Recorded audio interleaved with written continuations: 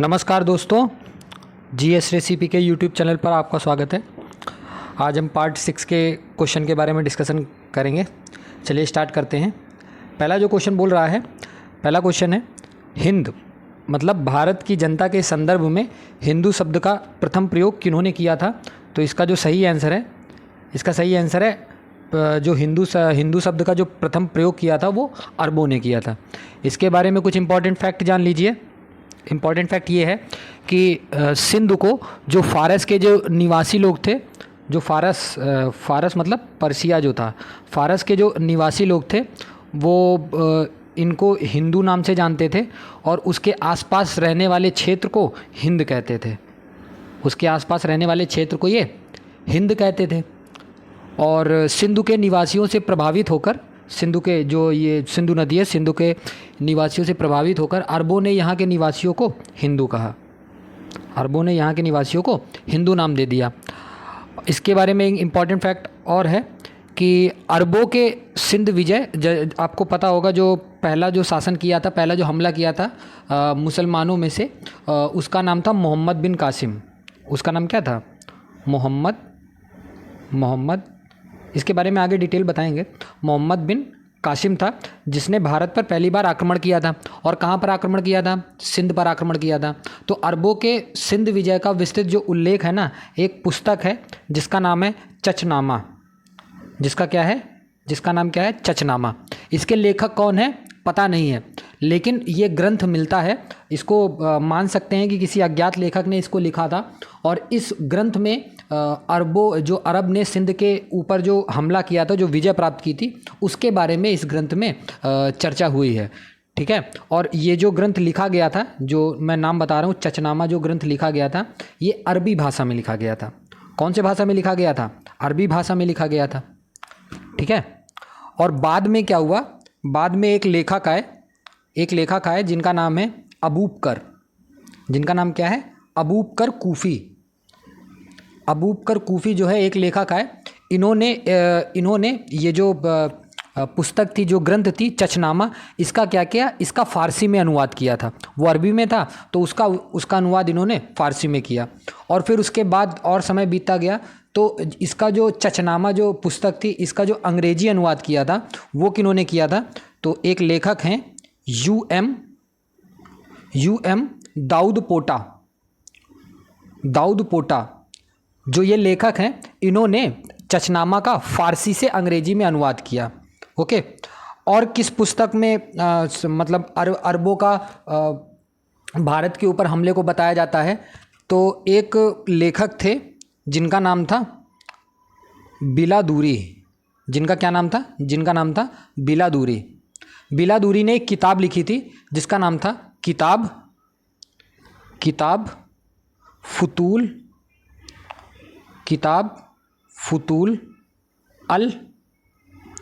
अल बलदान। ये किताब का नाम है बलदान है, सॉरी, ये है बलदान। ये किताब का नाम है। किसने लिखी? बिलादूरी एक लेखक थे। 9वीं शताब्दी में ये पुस्तक लिखी गई थी। और इस पुस्तक से भी जो जो आक्रमण किया था सिंध पर अरब लोगों ने, उसके बारे में जानकारी मिलती है। फिर उसके बाद और समय बीतता गया। फिर अकबर के दरबार में एक लेखक थे, एक कवि थे, जिनका नाम था मीर मोहम्मद मासूम। जिनका क्या नाम था? मीर मोहम्मद मासूम। इन्होंने क्या किया था? इन्होंने भी एक पुस्तक लिखी थी जिसका नाम क्या था? जिसका नाम था तारीख ए सिंध। इस पुस्तक में भी उन्होंने क्या बताया था? इस पुस्तक में उन्होंने भी यह बताया था कि अरबों ने कैसे सिंध प्रांत के ऊपर हमला किया था। ओके। तो टोटल पुस्तकें कितनी हो गई? टोटल 3 पुस्तकें हो गई। पहली जो पुस्तक है उसका नाम है चचनामा। दूसरी जो पुस्तक है उसका नाम है किताब फुतूल और बलदान। और उसके बाद जो तीसरी पुस्तक है वो तारीख़ सिंध है। ओके। अगले प्रश्न की तरफ चलते हैं। इसका जो आंसर है, इसका आंसर आपने टिक लगा लिया होगा, इसका आंसर है अरबों ने। अगले प्रश्न की तरफ चलते हैं। अगला प्रश्न है, निम्नलिखित में से वह कौन सी पुस्तक है जो मोहम्मद बिन कासिम द्वारा सिंध विजय के इतिहास का मूल अरब ग्रंथ का फ़ारसी अनुवाद है? तो मैंने बताया था कौन सी पुस्तक थी, वो चचनामा नाम था उसका। ठीक है। और इसको लिखा किसने था? पता नहीं है किसने लिखा था, इसलिए इसको अज्ञात लेखक नाम दे दिया जाता है। ओके, अगले प्रश्न की तरफ चलते हैं। अगला प्रश्न है, भारत में प्रथम मुस्लिम आक्रमणकारी कौन था? तो मैंने बताया था भारत में प्रथम मुस्लिम आक्रमणकारी जो था उसका नाम था मोहम्मद बिन कासिम। ओके, अगले प्रश्न की तरफ चलते हैं। अगला प्रश्न, हाँ, इसके बारे में कुछ इंपॉर्टेंट फैक्ट जान लीजिए। अब ये आया है मोहम्मद बिन कासिम के नाम का जिक्र हुआ है, तो इसके बारे में कुछ इंपॉर्टेंट फैक्ट जान लीजिए। इंपॉर्टेंट फैक्ट ये है कि भारत में जो प्रथम मुस्लिम आक्रमण जो हुआ था वो मोहम्मद बिन कासिम ने किया था। यह कहाँ का निवासी था? यह अरब का निवासी था। कहाँ का निवासी था? ये अरब का निवासी था। और 711 ईस्वी में अरब के उस समय सूबेदार थे, अरब के एक सूबेदार थे जिनका नाम था अल हज्जाज। जिनका क्या नाम था? अल हज्जाज, जो सूबेदार थे, कहाँ के? अरब के सूबेदार थे। इसने क्या किया? इसने मोहम्मद बिन कासिम को ना बोला कि जाओ तुम भारत के सिंध पर आक्रमण करो। तो जो मोहम्मद बिन कासिम था वो भारत के सिंध पर पहला आक्रमण करने के लिए आया। मोहम्मद बिन कासिम जो था उसने क्या किया? उसने सबसे पहले देबल के किले के साथ नीरून के किले को भी जीत लिया।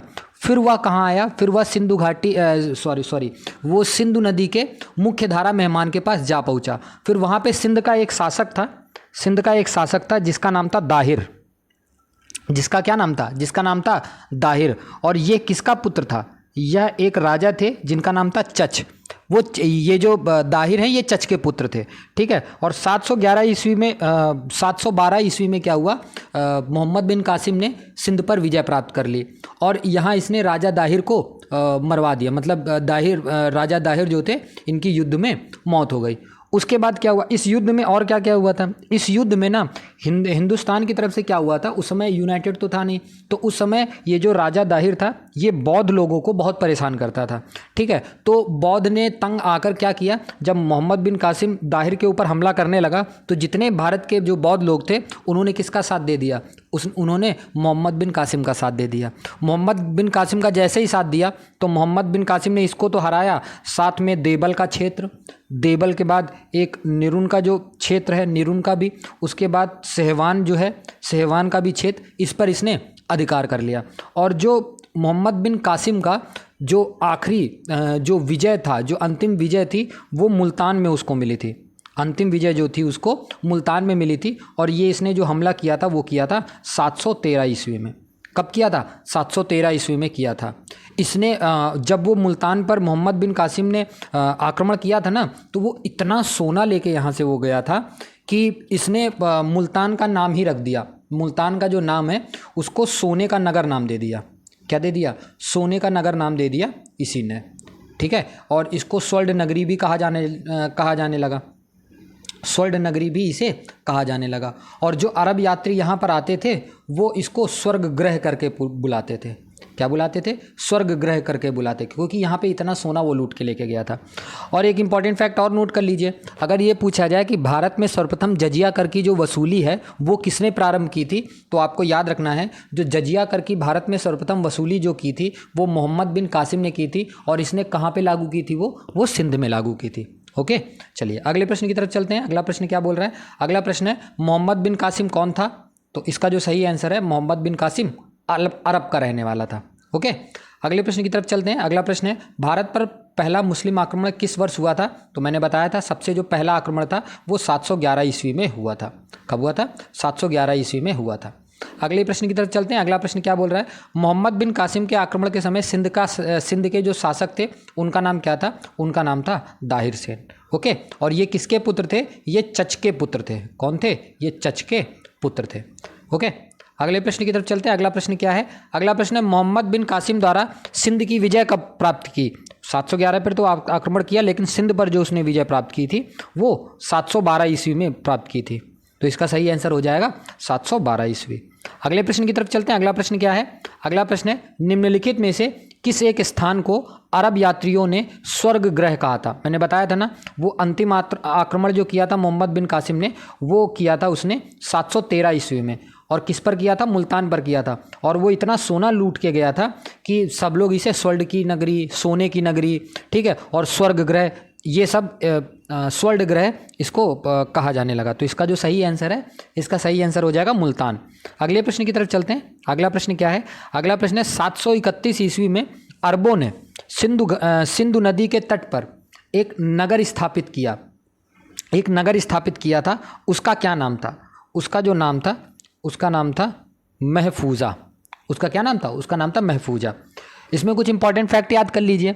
731 ईस्वी में क्या हुआ था? 731 ईस्वी में अरबों ने सिंधु नदी के तट पर ना अपना पहला नगर स्थापित किया जिसका नाम महफूजा था। उसके बाद इन्होंने दूसरा जो नगर इन्होंने स्थापित किया था उसका नाम मंसूरा था। उसका नाम, ये मंसूरा दे रखा है, उसका नाम मंसूरा था। और उसके बाद क्या किया? उन्होंने मंसूरा को ही सिंध में अरबों की राजधानी इन्होंने बना ली। इंपॉर्टेंट फैक्ट कुछ और नोट कर लीजिए। अरबी ही ऐसे लोग थे जिन्होंने सिंध में ऊंट पालन हो गया, खजूर की खेती हो गया, इन सब का जो प्रचलन है ना वो अरबों ने ही किया था।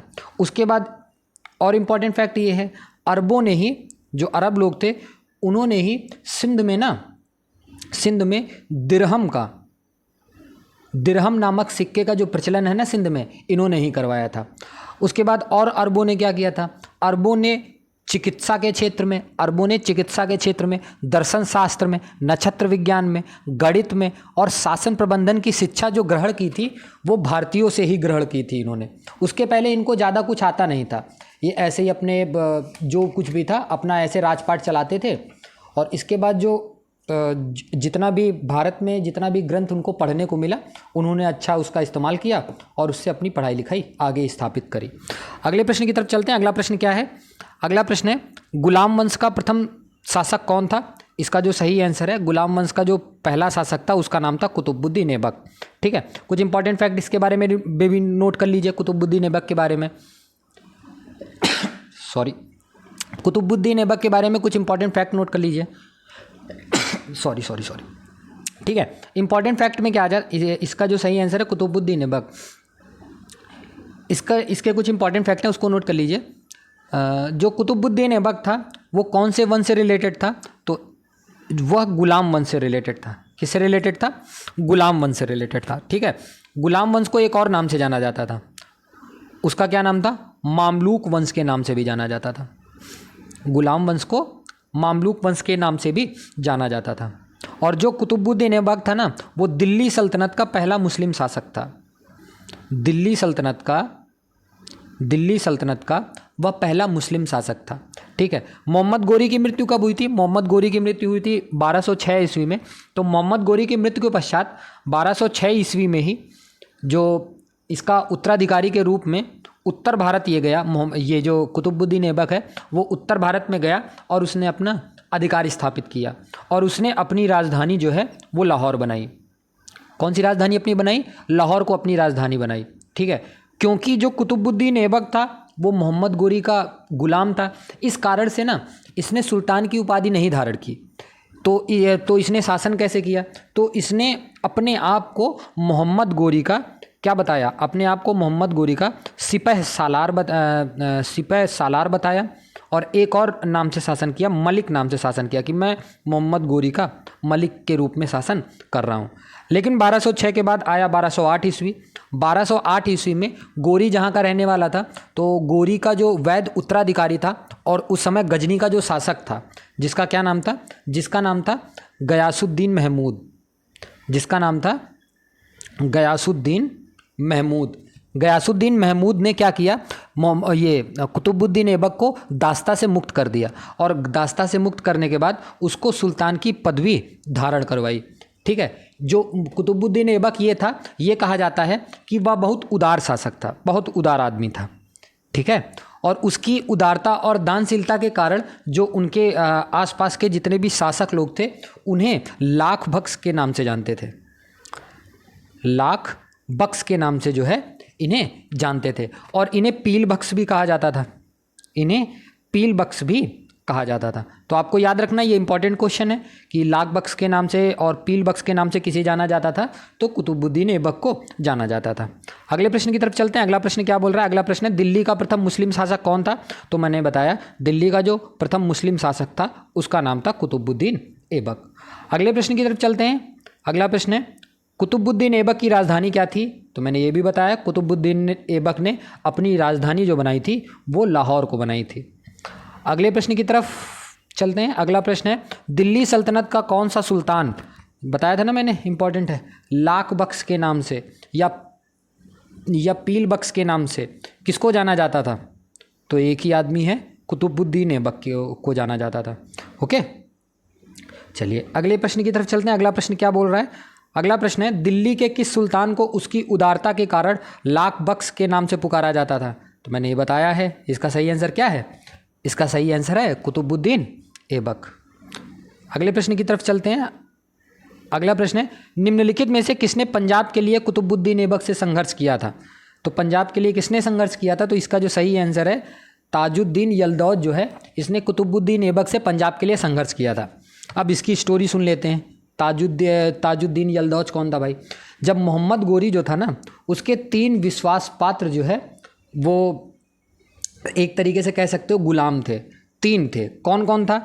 एक था ये ताजुद्दीन यलदौज, तो पहला था।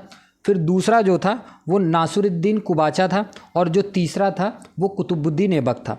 तो 3 हो गए। 3 इसके गुलाम थे और बहुत इसके योग्य और विश्वास पात्र जो थे यही थे। ठीक है, गोरी की जब मृत्यु हुई, मोहम्मद गोरी की जब मृत्यु हुई, तो यलदौज गजनी जो था, ये जो ताजुद्दीन यलदौज जो है, इसको सिंध का क्षेत्र दे दिया गया, और जो नासिरुद्दीन कुबाचा है इसको मुल्तान का क्षेत्र दे दिया गया, और जो कुतुबुद्दीन ऐबक था ना उसको उत्तरी प्रांत दे दिया गया, और सब लोग इसी में अपने अपना शासन कर रहे थे। लेकिन ये जो ताजुद्दीन यलदौज था ना, ये उससे मतलब संतुष्ट नहीं हुआ। इसने क्या किया? इसने अपने आप को घोषित कर दिया कि जो मोहम्मद गोरी का जो असली जो वास्तविक उत्तराधिकारी है वो मैं हूँ। ठीक है, जब ये इसने बोल दिया तो फिर जो कुतुबुद्दीन ऐबक जो था उसने क्या किया? वो गुस्सा होकर उसने पंजाब के ऊपर हमला कर दिया, सिंध के ऊपर उसने हमला कर दिया, और हमला करने के बाद ताजुद्दीन यलदौज को पराजित कर दिया। ठीक है, और कब पराजित किया? ये सब बात जो हो रही है वो 1208 ईस्वी की बात हो रही है। कुछ समय के लिए उसने गजनी पर भी अधिकार किया। ठीक है, वहाँ पे शासन किया, लेकिन परिस्थितियाँ कुछ अनुकूल नहीं थी वहाँ की, तो कुतुबुद्दीन ऐबक जो गजनी है वो छोड़कर वापस फिर से अपने राजधानी लाहौर में आ गया। ठीक है, जो कुतुबुद्दीन ऐबक जो था, याद रखिएगा, वो एक तुर्क शासक था। कौन था? वो अरब का नहीं था, वो एक तुर्क शासक था। ठीक है, और इसके बारे में कुछ इंपॉर्टेंट फैक्ट जान लीजिए। कुतुबुद्दीन ऐबक एक ऐसा शासक है जिसने भारतवर्ष में ना पोलो एक गेम होता है जिसको हम चौगान भी बोलते हैं। ठीक है, कुतुबुद्दीन ऐबक ही ऐसा शासक है जिसने भारत में पोलो या चौगान खेल का प्रचलन करवाया। और कुतुबुद्दीन ऐबक की जो मृत्यु हुई थी वो 1210 ईस्वी में हुई थी। कैसे मौत हुई थी? तो वो लाहौर में रह रहा था, और लाहौर में चौगान खेलते समय घोड़े से गिरकर इसकी मृत्यु हो गई। ओके, अगले प्रश्न की तरफ चलते हैं। अगला प्रश्न क्या है? भारत में पोलो खेल का प्रचलन जो है वो किन्होंने किया? तो आपको पता है, तुर्कों ने। और किसने किया पोलो खेल का प्रचलन? कुतुबुद्दीन ऐबक ने ही किया। अगले प्रश्न की तरफ चलते हैं। अगला प्रश्न क्या है? अगला प्रश्न है, निम्न में से किसकी मृत्यु चौगान खेलने के दौरान हुई थी? तो मैंने बताया था वो कौन था? वो कुतुबुद्दीन ऐबक ही था, जिसने प्रचलन भी करवाया और बेचारे की घोड़े से गिरकर उसकी मौत भी हो गई। ओके, अगले प्रश्न की तरफ चलते हैं। अगला प्रश्न क्या है? अगला प्रश्न बोल रहा है, सुल्तान कुतुबुद्दीन ऐबक की मृत्यु कैसे हुई? तो आपको पता है कौन सा इसका ऑप्शन सही होगा? इसका ऑप्शन सही होगा option number D. Option number D क्या बोल रहा है? चौगान की क्रीड़ा के दौरान अश्व से गिरने के पश्चात उसकी मृत्यु हो गई थी। अगले प्रश्न की तरफ चलते हैं। अगला प्रश्न क्या है? अगला प्रश्न है, प्रथम इलबारी शासक कौन था? प्रथम इलबारी शासक कौन था? तो इसका जो सही ऑप्शन है, इसका सही ऑप्शन है इल्तुतमिश जो था प्रथम इलबारी शासक था। ठीक है, अब इल्तुतमिश के बारे में कुछ इंपॉर्टेंट फैक्ट जान लेते हैं। इल्तुतमिश जो था ना वो तुर्क शासक था। वो कहाँ का निवासी था? तुर्क का ये भी निवासी था। ओके, और इम्पॉर्टेंट फैक्ट जान लीजिए। एक पुरातत्वविद है, मतलब आर्कियोलॉजिस्ट हैं, जिनका नाम है आरपी त्रिपाठी। जिनका क्या नाम है? जिनका नाम है आरपी त्रिपाठी। इन्होंने जो है ना, इन्होंने ये बताया कि इल्तुतमिश को ही दिल्ली सल्तनत का वास्तविक संस्थापक माना जाता है, इनके हिसाब से। किनके हिसाब से? आरपी त्रिपाठी जी के हिसाब से। और जो इल्तुतमिश था उसने दिल्ली सल्तनत पर जो शासन किया था वो कब से कब तक किया था? 1211 ईस्वी से लेके 1236 ईस्वी तक जो है ना, इसने दिल्ली पर शासन किया था। और इल्तुतमिशी वो शासक था जो पहले कुतुबुद्दीन ऐबक के समय राजधानी कौन सी थी? कुतुबुद्दीन ऐबक के समय राजधानी लाहौर थी। 1210 में उसकी मृत्यु हो गई। उसकी मृत्यु के बाद कौन आया? उसकी मृत्यु के बाद आया इल्तुतमिश। इल्तुतमिश ने शासन किया 1211 से 1236 ईस्वी तक। और इल्तुतमिश ने जो उसकी उस समय राजधानी लाहौर थी, लाहौर से इसने राजधानी चेंज करके राजधानी दिल्ली कर दी। कौन सी राजधानी कर दी? दिल्ली राजधानी कर दी। ठीक है। और जो इल्तुतमिश है ना, इल्तुतमिश जो है वो कौन था? वो कुतुबुद्दीन ऐबक का दास था। देखो, कुतुबुद्दीन ऐबक भी दास था। किसका? मोहम्मद गोरी का। और कुतुबुद्दीन ऐबक का भी दास था, जिसका नाम क्या था? जिसका नाम इल्तुतमिश था। इसी कारण से जो इल्तुतमिश है ना, इसी को गुलाम का गुलाम कहा जाता है। क्या कहा जाता है? गुलाम का गुलाम। ठीक है। अगले इंपॉर्टेंट फैक्ट की तरफ चलते हैं। इंपॉर्टेंट फैक्ट ये है, हाँ, इल्तुतमिश जो है वो दिल्ली सल्तनत का पहला वैधानिक सुल्तान बना। वैधानिक सुल्तान का मतलब क्या होता है? वैधानिक सुल्तान का मतलब ये होता है, 1229 ईस्वी में क्या हुआ था, उस समय मतलब ये जो इस्लाम धर्म है वो बड़ा प्रचलन में था। तो उस समय बगदाद के एक अब्बासी थे, एक अब्बासी जो खलीफा थे, उनका नाम था, आप नोट कर लीजिएगा, अल मुस्तसिर बिल्लाह मन्नूर। ठीक है। वो उस समय भाई एक तरीके से खलीफा थे। तो उनसे इल्तुतमिश ने रिक्वेस्ट करी कि हमको धार्मिक और राजनीतिक मान्यता का अधिकार पत्र जो है वो हमें प्रदान कर दीजिए। तो इन्होंने उसकी बात सुन ली और इनको अधिकार पत्र दे दिया, एक तरीके से कानूनी मान्यता दे दी और हिंदुस्तान के सुल्तान की उपाधि दी। ठीक है। एक इस नाम को एक और नाम से जाना जाता है, जिसका नाम कहा जाता है नासिर अमील उल मोमिनीन। ठीक है। ये भी उपाधि जो है, जो बगदाद के जो उस समय खलीफा थे, उन्होंने इनको ये उपाधि प्रदान की। और इल्तुतमिश दिल्ली सल्तनत का पहला सुल्तान ऐसा था जिसने नियमित सिक्के जारी करवाए थे। जिसने क्या किया था? नियमित सिक्के जारी करवाए थे। सारे फैक्ट पता चल गए इल्तुतमिश के बारे में। उसके बाद ठीक है, चलते हैं अगले प्रश्न की तरफ चलते हैं। अगला प्रश्न क्या है? निम्नलिखित में से किस इतिहासकार ने इल्तुतमिश को भारत में मुस्लिम राज्य का वास्तविक संस्थापक माना है? तो मैंने बताया था, कौन थे वो? आरपी त्रिपाठी जी थे, जिन्होंने इल्तुतमिश को दिल्ली सल्तनत का वास्तविक संस्थापक माना है। अगले प्रश्न की तरफ चलते हैं। अगला प्रश्न है, सल्तनत के निम्नलिखित सुल्तानों में से सर्वप्रथम अपनी राजधानी दिल्ली किसने स्थानांतरित की? तो उसका नाम क्या है? उसका नाम है इल्तुतमिश। इल्तुतमिश ही जात था जिसने जो राजधानी है वो लाहौर से दिल्ली स्थानांतरित कर दी। अगले प्रश्न की तरफ चलते हैं। अगला प्रश्न क्या है? अगला प्रश्न है, गुलाम का गुलाम किसे कहा जाता है? तो मैंने बताया था, इल्तुतमिश को गुलामों का गुलाम कहा जाता है, क्योंकि जो कुतुबुद्दीन ऐबक था वो मोहम्मद गोरी का गुलाम था। अगले प्रश्न की तरफ चलते हैं। अगला प्रश्न क्या है? अगला प्रश्न है, दिल्ली सल्तनत का प्रथम वैधानिक सुल्तान कौन था जिसको बगदाद के खलीफा से मंजूरी मिली थी? उसका नाम क्या था? उसका नाम इल्तुतमिश था। अगले प्रश्न की तरफ चलते हैं। अगला प्रश्न क्या है? दिल्ली सल्तनत का वह प्रथम सुल्तान कौन था जिसने नियमित सिक्के जारी किए तथा दिल्ली को अपने साम्राज्य की राजधानी घोषित किया? तो वो पहला राजा कौन था? वो पहला राजा इल्तुतमिश था। कौन था? इल्तुतमिश था। तो इसका सही ऑप्शन हो जाएगा इल्तुतमिश, ऑप्शन नंबर बी। अगला क्वेश्चन है, निम्न में से किस सुल्तान ने खलीफा से खिलाअत प्राप्त किया था? उसका नाम क्या था? इल्तुतमिश ही था, सुल्तान इल्तुतमिश था। ओके। अगले प्रश्न की तरफ चलते हैं। अगला प्रश्न क्या बोल रहा है? अगला प्रश्न है, निजामुद्दीन जुनैदी जो वजीर था वो किसका वजीर था? तो यह किसका वजीर था? यह इल्तुतमिश का वजीर था। किसका? यह इल्तुतमिश का वजीर था। ओके। इंपॉर्टेंट फैक्ट अब जान लीजिए। देखो, इल्तुतमिश जो था इसने 1211 से लेके 1236 तक इन्होंने शासन किया था। किसने? इल्तुतमिश ने। तो जो ये निजामुद्दीन जुनैदी जो था ना, इनका वजीर था। इल्तुतमिश की जब भाई मृत्यु हो गई तो जुनैदी वो इल्तुतमिश का एक पुत्र था जिसका नाम था फिरोज। जिनका नाम क्या था? फिरोज। तो जो ये जुनैदी जो था, इसने फिरोज के जो उसका पुत्र था उसके साथ भी मतलब एक तरीके से उसका भी वजीर बना। लेकिन जो ये फिरोज था ना वो उतना योग्य नहीं था। तो जो इसकी एक बेटी थी, किसकी, इल्तुतमिश की बेटी थी, जिसका नाम था रजिया। फिर क्या हुआ, रजिया जो है वो बिल्कुल शासक बन गई। जब रजिया शासक बनी ना, एक मिनट,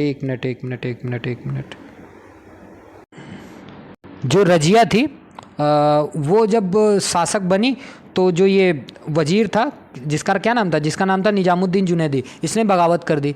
इसने उनके विरुद्ध षड्यंत्र रचना स्टार्ट कर दिया। किसके विरुद्ध, रजिया सुल्तान के खिलाफ षड्यंत्र रचना स्टार्ट कर दिया।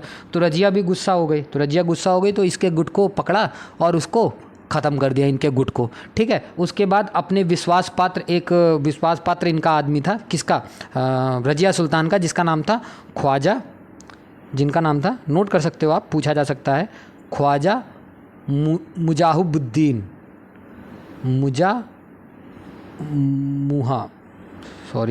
नाम थोड़ा सा टफ है तो आप देख लीजिएगा, मुहाजबुद्दीन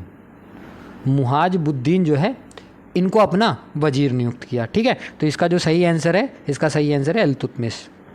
अगले प्रश्न की तरफ चलते हैं। अगला प्रश्न क्या है, अगला प्रश्न है, निम्नलिखित में से किस सुल्तान ने ईरान की राजतंत्रीय परंपराओं को ग्रहण किया तथा उन्हें भारतीय वातावरण में समन्वित किया। तो इसका जो सही आंसर है, इसका सही आंसर क्या हो जाएगा, इसका सही आंसर हो जाएगा इल्तुतमिश का था। ठीक है, इल्तुतमिश ने और क्या किया था, इल्तुतमिश ने एक काम करवाया था। क्या, इल्तुतमिश ने ना एक राजस्थान में एक ज़िला है जिसका नाम है नागौर, जिसका नाम क्या है, जिसका नाम है नागौर। वहाँ पे एक दरवाज़ा बनाया था जिसका नाम है अतारकिन का दरवाज़ा, जिसका क्या नाम है, अतारकिन का दरवाज़ा। ओके, ये भी एक इंपॉर्टेंट फैक्ट नोट कर लीजिएगा। अगले प्रश्न की तरफ चलते हैं। अगला प्रश्न क्या है, चंगेज खान का मूल नाम क्या था। जो चंगेज खान था, जो मंगोलिया का था, मंगोल जो था, उसका मूल नाम क्या था, उसका मूल नाम था तेमुचिन। अब चंगेज खान के बारे में कुछ इंपॉर्टेंट फैक्ट जान लीजिए। चंगेज खान जो है, इसका जो जन्म हुआ था वो 1162 ईस्वी में हुआ था। कहाँ पर हुआ था, जो इस समय जो मंगोलिया है ना, मंगोलिया जो देश है, उसके अगर नॉर्थ साइड में मतलब उत्तरी भाग में जाओगे तो एक नदी पड़ेगी जिसका नाम है ओनोन नदी, जिसका नाम है ओनोन नदी। उसके निकट जो है चंगेज खान का जन्म हुआ था। ठीक है, इल्तुतमिश के समय जो है, जब इल्तुतमिश शासन कर रहे थे 1211 से 1236 को लेके, ठीक है, तो इल्तुतमिश के समय चंगेज खान के अधीन मंगोलों का जो आक्रमण हुआ था ना, वो 1221 ईस्वी में हुआ था। ठीक है, तो हुआ कैसे था, तो जो चंगेज खान था ना, चंगेज खान की दुश्मनी ईरान के एक राजकुमार थे जिनका नाम था जलालुद्दीन मंगबरनी। उसको मतलब जब युद्ध किया इन्होंने तो उसका पीछा करते करते ये जो ईरान का जो राजकुमार था वो सिंधु नदी का तक आ पहुंचा। ठीक है, और उसने क्या किया, उसने इल्तुतमिश से मदद मांगी, इल्तुतमिश से कहा कि मेरी रक्षा करो। तो इल्तुतमिश ने ना रक्षा करने से मना कर दिया, और जिस कारण से जो चंगेज खान था वो सिंधु घाटी के मतलब सिंधु नदी के इस पार नहीं आ सका, जिससे क्या हुआ, जिससे इस तरीके से इल्तुतमिश ने ना मतलब मंगोलों के आक्रमण से दिल्ली सल्तनत को बचा लिया था। एक इम्पॉर्टेंट फैक्ट और जान लीजिए कि जनवरी 1216 ईस्वी में तराइन का तीसरा युद्ध हुआ था। तराइन का तीसरा युद्ध हुआ था। ठीक है, अब पहला युद्ध और दूसरा युद्ध तो आपको पता होगा 1191-1192 में हुआ था, पृथ्वीराज चौहान और मोहम्मद गोरी के बीच में हुआ था। तो तराइन का तीसरा युद्ध ज़्यादा लोगों को याद नहीं रहता है, तो आप याद रखिएगा तराइन का जो तीसरा युद्ध है वो 1216 ईस्वी में हुआ था। किनके बीच हुआ था, यह इल्तुतमिश और आपको याद है जो एक 3 विश्वास पात्र थे, किसके, मोहम्मद गोरी के, क्या नाम था, ताजुद्दीन यल्दौज।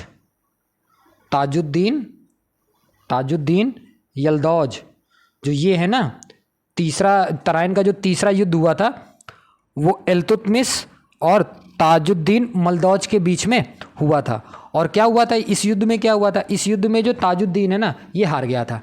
ठीक है, और इसको बंदी बना लिया गया, और इसको बंदी बना के बदायूं एक जगह है, बदायूं में वहाँ पे एक दुर्ग है ठीक है, उसमें इसका उसमें ले जाया गया और इसकी वहाँ पे हत्या कर दी गई, ठीक है, और वहीं पर इसकी कब्र भी बना दी गई। तो वहाँ पे अगर पूछ लिया जाए यल्दौज की जो कब्र है वो कहाँ पर स्थित है, तो आपको याद रखना है वो बदायूं में स्थित है। ओके, अगले प्रश्न की तरफ चलते हैं। अगला प्रश्न है, मंगोल आक्रमणकारी चंगेज खान भारत की उत्तर पश्चिमी सीमा पर निम्न में से किसके काल में आया था? तो मैंने बताया किसके काल में आया था, इल्तुतमिश के काल में आया था, लेकिन इल्तुतमिश ने उससे बचा लिया था दिल्ली सल्तनत को। अगला प्रश्न है, अगला प्रश्न क्या है, निम्नलिखित कथनों पर विचार कीजिए। पहला कथन है, इल्तुतमिश के शासनकाल में चंगेज खान भगोड़े ख्वारिज्म युवराज की खोज में सिंध नदी तक पहुंचा था। तो हाँ, बिल्कुल सही बात है भाई, ये सिंधु घाटी तक पहुंच गया था, लेकिन उसने मदद नहीं करी थी, तो ये सही कथन है। दूसरा कथन है, मोहम्मद बिन तुगलक के शासन में तैमूर ने मुल्तान पर अधिकार किया था और सिंधु नदी पार की थी। तो ये कथन जो है बिल्कुल गलत है।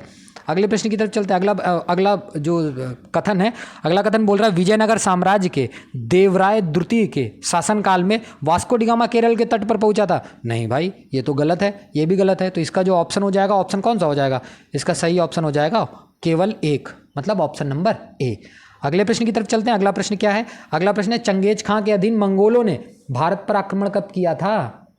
तो ये एक मिनट, तो अगला क्वेश्चन है, चंगेज खां के अधीन मंगोलों ने भारत पर आक्रमण कब किया था? तो इसका जो सही आंसर है, इसका सही आंसर है आंसर नंबर सी, इल्तुतमिश के काल में हुआ था। कब हुआ था? इल्तुतमिश के काल में हुआ था, लेकिन वो पूरा नहीं हुआ था, ठीक है। अगला क्वेश्चन है, दिल्ली का कौन सुल्तान मंगोल नेता चंगेज खां का समकालीन था? तो इल्तुतमिश इसका समकालीन था। देख रहे हो, घुमा घुमा के किस तरीके से क्वेश्चन पूछ रहा है, तो आपको याद रखना है सब कुछ। अगला प्रश्न है, इनमें से किस मंगोल नेता कमांडर ने भारत पर आक्रमण करने के लिए सिंधु घाटी पार नहीं की? तो फिर से वो इसका ऑप्शन क्या हो जाएगा, इसका सही ऑप्शन हो जाएगा option number A, Genghis Khan था। कौन था? चंगेज खान था। चलिए अगले प्रश्न की तरफ चलते हैं। अगला प्रश्न क्या है, अगला प्रश्न बोल रहा है कि हाँ, भारत के किस मध्यकालीन शासक ने इक्ता व्यवस्था प्रारंभ की थी? तो वो कौन था? इल्तुतमिश था जिसने इक्ता व्यवस्था प्रारंभ की थी। ओके, इसके बारे में कुछ इंपॉर्टेंट फैक्ट जान लीजिए। इंपॉर्टेंट फैक्ट ये है कि भारत में जो इक्ता व्यवस्था की जो शुरुआत है वो तो इल्तुतमिश ने की थी, ठीक है, और इसी के समय में इक्ता प्रणाली जो है वो विकसित हुई थी। इक्ता प्रणाली में होता क्या था? इक्ता प्रणाली के अंतर्गत ना एक अधिकारी को राज्य से तनख्वाह के बदले राजस्व कर का अनुदान दिया जाता था। यह जो व्यवस्था होती थी ना, यह वंशानुगत नहीं होती थी, ठीक है। ऐसा नहीं है कि पिताजी को मिल रहा है तो बेटे को भी वो मिलेगा, तो ये वंशानुगत नहीं थी। इक्ता भूमि के जो प्राप्त करता है ना, उनको इक्तादार कहा जाता था। क्या कहा जाता था? उनको इक्तादार कहा जाता था, ठीक है, उनको इक्तादार कहा जाता था। और इस क्षेत्र से प्राप्त लगान की राशि से इक्तादार अपना वेतन और अपनी सेना का खर्च निकालकर शेष राशि जो होती थी वो केंद्रीय कोष में जमा करा देता था, ठीक है। और इस शेष राशि को क्या कहा जाता था? इस शेष राशि को फवाजिल कहा जाता था। क्या कहा जाता था? फवाजिल कहा जाता था, ठीक है। इल्तुतमिश के समय दो सरदार हुए थे, उनका नाम क्या था? एक का नाम था कुतुबी और दूसरे का नाम था मुइजी। दूसरे का नाम था मुइजी, ठीक है।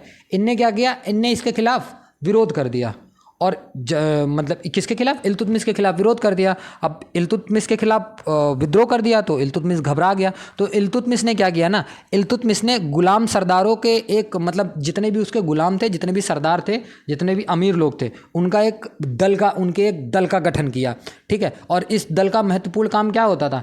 इस दल का महत्वपूर्ण काम ये होता था कि कभी सुल्तान को जो है ना सहायता की ज़रूरत हो, सैन्य सहायता की ज़रूरत हो, तो ये सब उसकी मदद करने पहुंच जाएं, ठीक है। और जो ये दल का जिसने गठन किया था इल्तुतमिश ने, उसका नाम क्या रखा था? उसका नाम रखा था तुर्कान ए चहलगानी। उसका क्या नाम रखा था?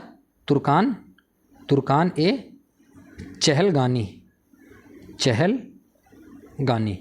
ये पूछा जाता है, इसलिए मैं इसको नोट डाउन कर दे रहा हूँ, आप नोट कर लीजिएगा। ओके, अगले प्रश्न की तरफ चलते हैं। अगला प्रश्न क्या है? अगला प्रश्न है, निम्नलिखित में से किस शासक ने भारत में सर्वप्रथम इक्ता प्रारंभ किया था? तो आपको पता है इल्तुतमिश ने प्रारंभ किया था। ओके, अगले प्रश्न की तरफ चलते हैं। अगला प्रश्न क्या है? अगला प्रश्न बोल रहा है कि दिल्ली सुल्तानों के अंतर्गत अधिकारियों को नियत की गई भूमि के लिए निम्न शब्द का प्रयोग किया जाता था। तो इक्ता का प्रयोग किया जाता था, सबको पता है ये बात। अगले प्रश्न की तरफ चलते हैं। अगला प्रश्न क्या है? अगला प्रश्न है, मध्यकालीन भारत में इक्ता का क्या अर्थ था? मध्यकालीन भारत में इक्ता का क्या अर्थ था? इसका जो सही आंसर है, इसका सही आंसर है आंसर नंबर बी। सैन्य अधिकारियों को समुनिदेशित जो विभिन्न प्रादेशिक इकाइयों से प्राप्त जो भू राजस्व था उसे ही हम इक्ता बोलते थे।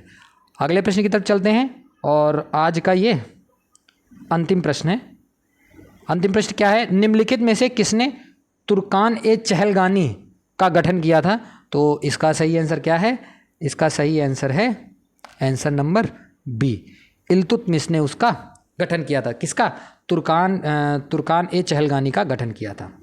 तो जो ये सीरीज चल रही है कैसी लग रही है आपको, प्लीज़ कमेंट सेक्शन में लिख के बताइए। कोई भी सजेशन देना हो तो वो भी कमेंट सेक्शन में बता सकते हैं। प्लीज़ चैनल को लाइक करिए, वीडियो को लाइक करिए, सब्सक्राइब करिए और शेयर करिए और अपने दोस्तों से भी शेयर करवाइए। धन्यवाद।